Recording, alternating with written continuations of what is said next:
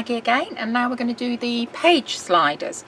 So the idea for these is, say you have sliding mechanisms to create closures instead of using magnets, but it's also you can make lovely interactive cards with these as well. So that was one example. This is another here. Okay, and then over here, this is actually a pocket you could pop things in like this, and then this one slides completely across, and then you've actually got another hidden flap underneath, but you don't need a magnet because it's held closed by this one here. When you get the die set, it looks a bit baffling to start with. So you have 5 straight dies. Again, they've all got alignment notches on them, and these are for cutting the sliding strips directly into your paper. So if I show you here, I've actually used them to create tuck spots, but they're really, really thin tuck spots. Okay, so, and they're all cut in there like that. If you wanted to make them invisible, you could actually stick the waste back in, and then it would be really hard to see where to put the tags. So that's one way you can use them. So when these are cut out, you've seen how the straight ones cut out, you will end up with, this is your back piece, and that has a score line along each side. So just gently fold with your hands, and then we'll just burnish.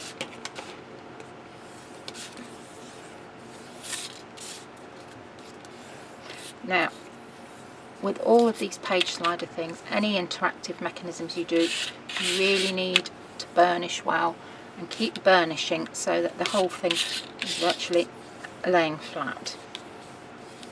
Then you have your different size slider mechanisms, which start out like this, and they have score lines. So I'm going to show you, because this is the size of the one I'm going to do. So I'm going to fold this one first, and it should fold into the middle like that, and then I'm going to burnish it very well.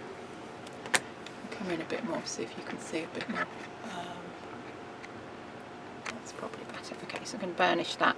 And there's another fold line there, so that one's going to be folded the opposite way.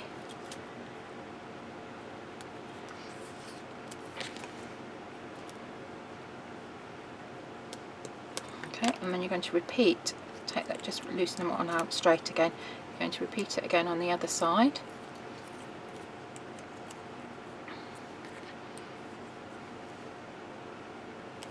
And then bend that one back.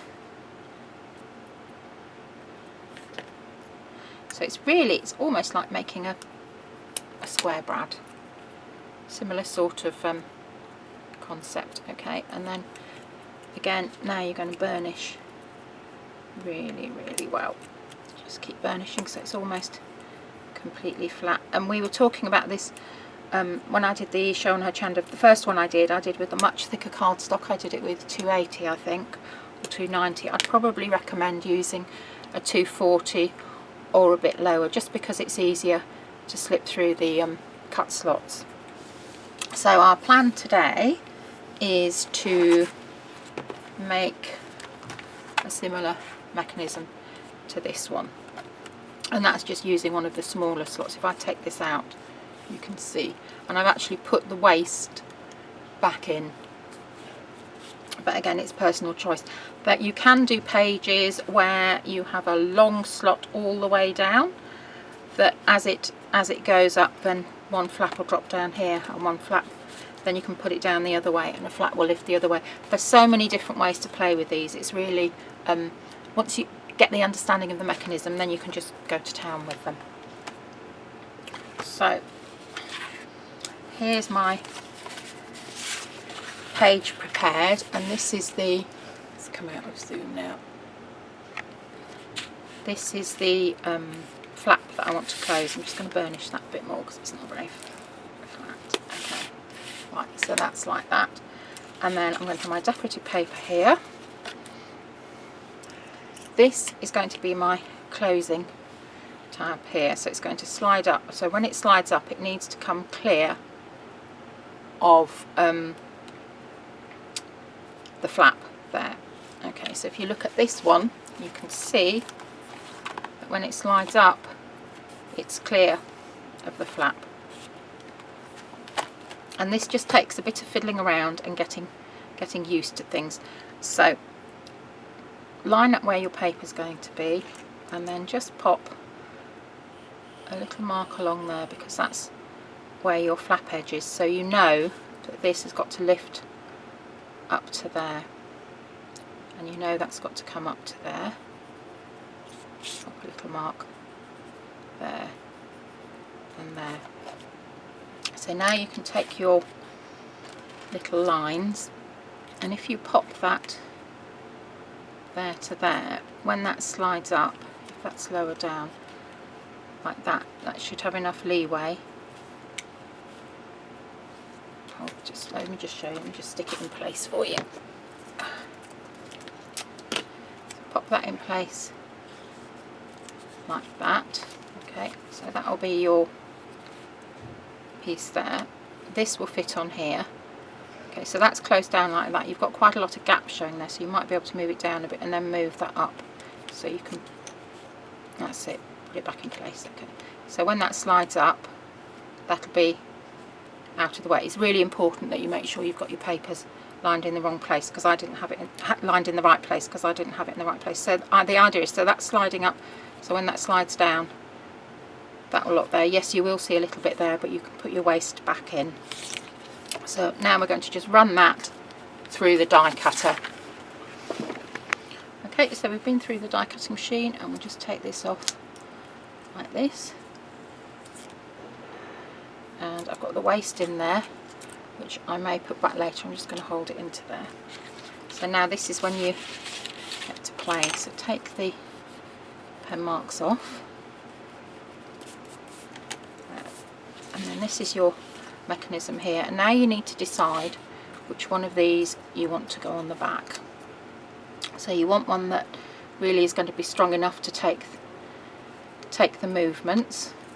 So there's that one. That one's too wide. This one is too small, so I'll go for this size, which is like that. And again, you can choose to, you can stick them actually with those bits on, and that's the bit that goes behind. But before we do anything, I'm going to stick these pieces, the bits that you folded, I'm going to stick them in the middle, so you end up with a little piece like this, which has, when it's stuck together, it looks like rabbit's ears, or like a little hinge, and you can actually use that as a hinge as well. It works pretty well. So let that stick, and once it's stuck, again, give it a really good burnish. So you can pop, just warm the edges of your decorative paper, and then you're going to put this in. Okay, and that's your little flaps at the back there. So you're going to see if that slides easily. Okay, make sure you haven't got any glue sticking, so that's sliding okay there. Okay. You can alternatively do it this way around, and sometimes I actually find that, I think that works better if you've got a heavier thing to do. You can pop these through, the other sides through, so you have the little sticks sticking out like that, and it actually moves much smoother. So we may do it that way that time. Right, so that's, so I've actually got the flanges sticking up this time, but again, it doesn't matter, you can do whichever you prefer.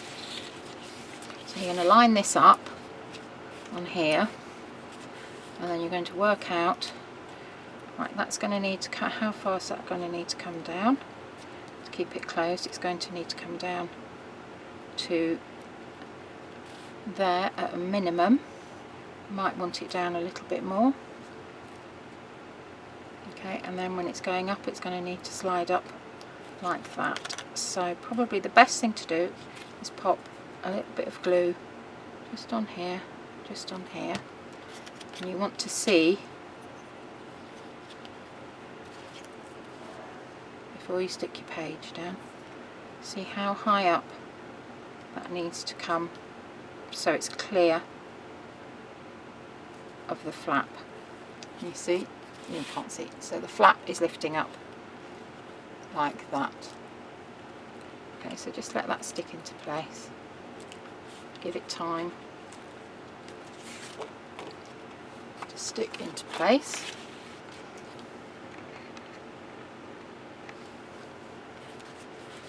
And then again, before you're going to stick this, you're going to test this and make sure it slides down. Yes, it does. And slides up again. Okay, so we can stick this now. But before you stick it, this piece that we've cut is actually like a protection so that nothing blocks this mechanism here. So just trim this across, and that is going to fit on there either side, but the sliding mechanism is able to move up and down quite easily. So it's just really to protect it at the back so you don't inadvertently stick it down so it doesn't move. And you don't have to do this out of thicker card, you can do this out of a much thinner piece of card, because it's just a protective backing. So we'll stick that on there,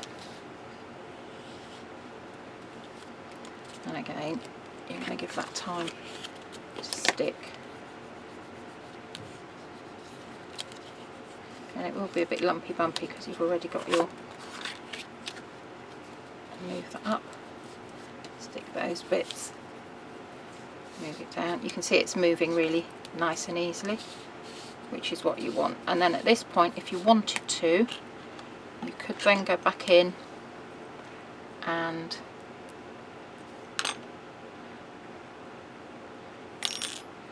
pop your waist in like that. No, let's zoom in so you can see the wrong way.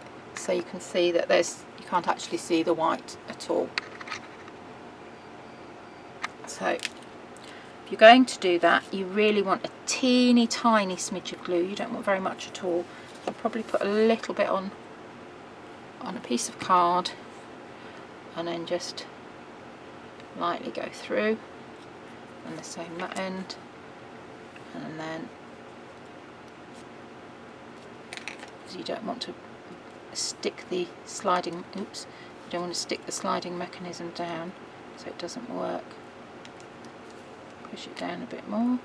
You don't have to do this, this is just me being, because I like to, the whole point is I like to try and maintain the integrity of the paper pattern as much as I can. So it might be a bit fiddly, but I think it's worth it in the end. So just slide that one up there. That's it. Okay, so burnish that there. So then you can stick this piece, and because you've got your backing there, you can stick on that, you can stick that there, on there like that, and that's on there, and then we'll have a little pocket that we've already cut,